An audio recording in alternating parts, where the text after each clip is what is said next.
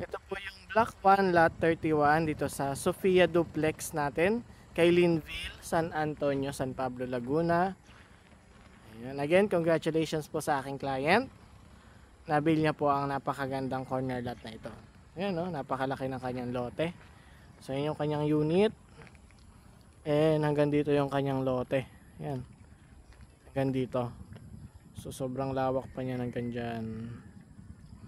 Pag ganun, paikot dito hanggang dun. So malapit na mata-turnover na to kasi nakatayo na yung unit. Mga second quarter ng 2026 turnover na yan.